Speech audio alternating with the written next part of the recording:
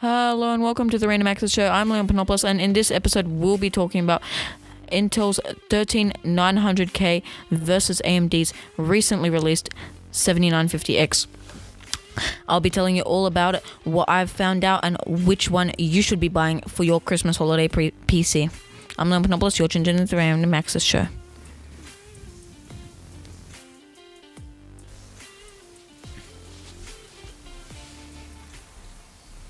Hello and welcome to the Random Access Show. I'm Leon Panopoulos, and today we'll be talking about Intel's 13900K and AMD's Ryzen 7950X. Now, AMD recently released their 7950X, and I actually did a video on their Zen 4 series just a few weeks ago, and today I'm talking about their CPU up against Intel's latest competition CPU, the 13900K. The 13900K and the 7950X are both the flagship CPUs for their generations, and they are both really, really close competitors, and it really made it hard for me to choose one which I preferred the most and which I thought was better, but in the end I did have to choose one, and so I did. Now, if you want to find out, you're going to have to wait until the end of the podcast episode because I have to keep you listening. So let's compare the two CPUs. And first of all, I have to say the Intel 13900K, 24 cores, 8 performance, 16 efficiency. I mean, that's amazing. AMD's packed an equally amazing 16 cores, which is probably around the same amount because AMD's cores mix the performance and the efficiency, whereas Intel's have that hybrid architecture where they're only getting 8 performance cores and 16 efficiency cores.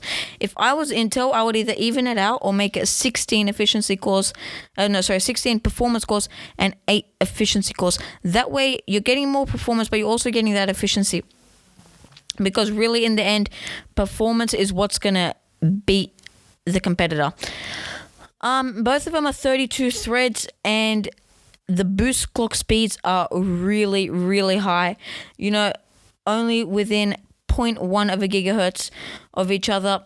AMD Ryzen 7950X reaching 5.7 gigahertz, 5.8 gigahertz on the Intel CPU, which are both equally amazing, but of course 5.8 gigahertz does give you that edge over AMD, which really, when you think about it, 5.8 gigahertz, you know, this is a gigahertz war. This is a clock speed war like we saw in the early 2000s, you know, with each company beating each other every generation. This is a war, and even though it's a minor increase in speed, that's really what's going to get Intel those extra customers as opposed to AMD. And in saying that, I personally think that there are still going to be a lot of AMD buys, especially in the price point, which I'll talk about towards the end of this episode.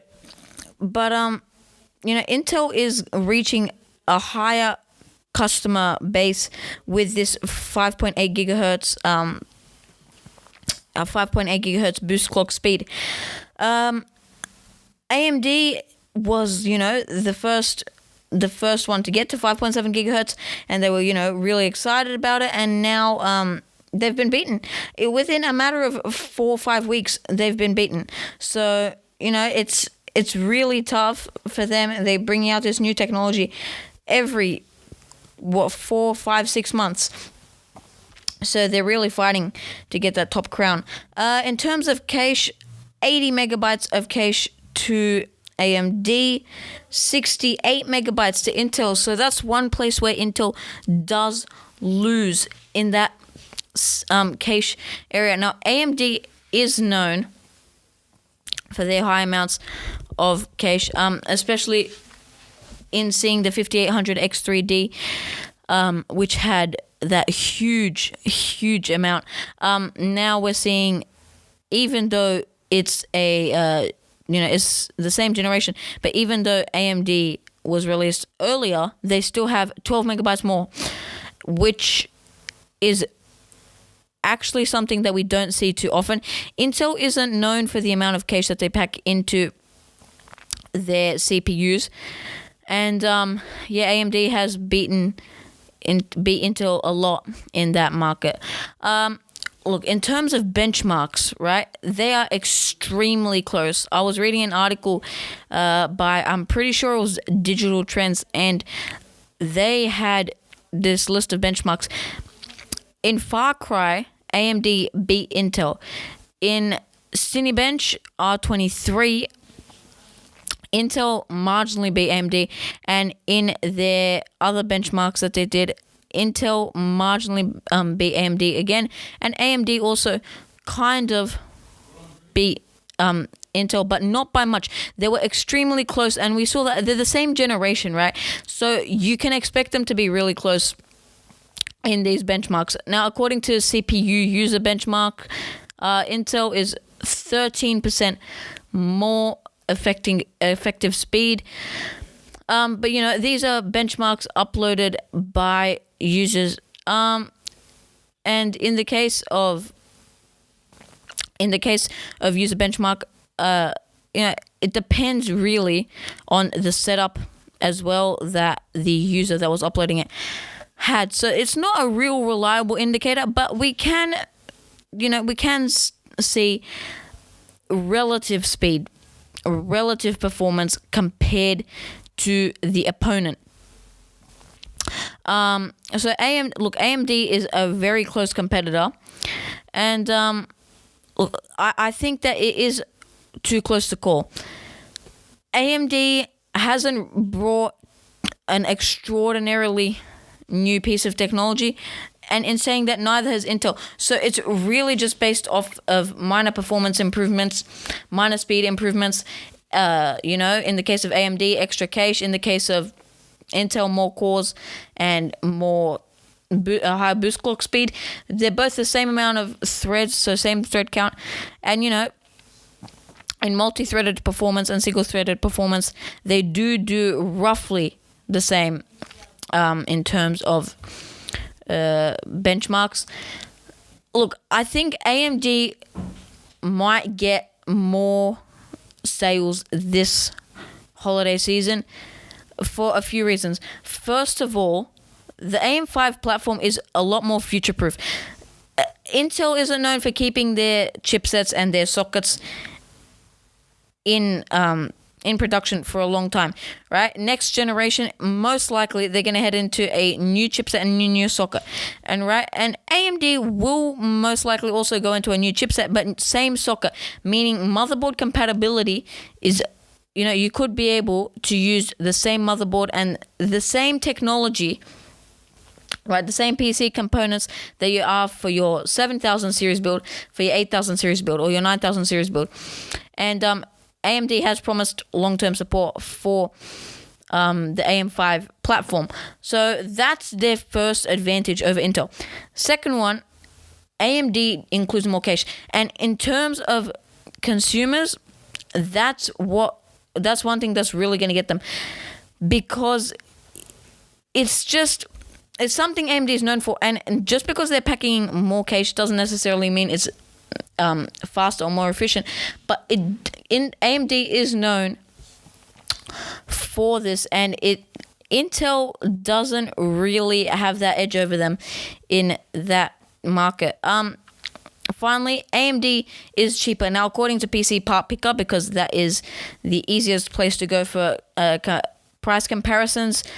The cheapest you can get in Australia for the 7950X is $999 from PC Byte, compared to an extra $100 or $99 for the 13900K at $1,098 from MSY. So that price difference could make or break the sale. In terms of their marginal performance differences, right? if the performance differences are so minor, the thing that will get a person to buy one over the other is going to be the price in the end. And for that reason, AMD is probably going to win more sales as opposed to Intel. $99. $999. I wish it was $99. $999 as opposed to $1098. That price is likely to go down for Black Friday sales, Boxing Day sales, all of that sort of stuff. Meaning, and AMD is known for its high price reductions at sales and just overall. So you should expect AMD to go cheaper than Intel this sales season. In saying that, we don't know what's going to happen, but I do think AMD is going to come out on top in the next few weeks and months to come. But that's all to talk about for that comparison, that battle. Now it's time for the quick stuff. And first up today in the quick stuff, we're talking about Google, who allows users now to pay for Spotify Premium outside of the Play Store. This is a first and is part of their user choice billing program, which basically is their first step towards allowing users to pay for things outside of the Play Store. So pay for services, pay for subscriptions, and that's what we've seen with this them allowing Spotify Premium users to pay for it outside of the Play Store. Now, if you have signed up for Spotify Premium outside of the Play Store in the first place, then you were already paying online or via credit card or however you're paying. But with this system, if you've signed up on Android, you can now pay not through Google Play Store as you usually are, but through Spotify's own billing service. So this is a first step towards what we're hoping to see in the App Store. In this big fight, there's been big fights from software companies against Apple and against Google, who wouldn't let them monetize their apps through their own platforms, for example, through their website or through however they want to do it, and instead are enforcing the software developers to do it through Google Play Store or the Apple App Store on Android and iOS respectively. And what this basically means is that Apple and Google will take a cut from whatever money they make. So that's why Google and Apple have been enforcing this. And now, developers have always been wanting to take away the middleman, which are Google and Apple, and be able to monetize through their own platforms and make money through their own ways instead of users having to subscribe through the Google Play and Apple App Stores. And that hasn't been allowed up until right now. And in our second news story for the day, Twitter Blue verification services is receiving a lot of criticism. And if you've been online lately, you'll know that it is probably the biggest news story in tech today and this week, actually. In fact, tech journalist Jeffrey Fowler at the Washington Post created 2 fake verified blue check accounts with permission from the people he was impersonating, to make a point to say that the verified check mark is not anything to go by. He impersonated the accounts were impersonating Senator Edward J. Markey from Massachusetts and comedian Blake Erskine. And basically, he created these accounts. All he had to do was sign up to Twitter Blue for $8 a month. Now, if you don't know what's going on, Twitter Blue, which is Twitter's subscription service, their paid subscription service, allows you to verify your account by having that blue check mark that was previously only available to people who went through a whole series of steps, and usually only high-profile people did it. Now, you can impersonate someone basically as if you pay $8 a month to get this blue check mark. And that's not the purpose of it. The purpose of it is so that you can verify yourself and say that you are yourself, and to prevent impersonators. But what Elon Musk didn't think about was the fact that there are a lot of people who are impersonating by having simply that blue check mark, and then they can post whatever they want under the name of whoever it is they're meant to be. It's been receiving heaps of criticism, and a lot of people want that service to go away. Get rid of it from Twitter Blue. And, because people are now just paying $8 for a month for a blue check mark that says, oh, yep, I'm the real person, I'm verified. And as we can see here by what this Washington Post journalist did, that's not 100% true. Anyway, that's all for today on the Random Access Show. Now, I will like to remind you, though, to hop onto our website. I've got the link to the website in the description of the show and to every podcast episode since I launched the website. I recently added a blog post teaching you how to code in Python 3, the first lesson of a series of lessons I am hoping to do. In this one, I teach you how to set up and install Python and basically explain to you what it is and how to code a program. You get to code your very own program, and it's really cool. I highly recommend you to go onto the website and check that out. And make sure to subscribe to our mailing list so you never miss an episode. Anyway, that's all for today. I'm Leon Panopoulos. That was the Random Access Show.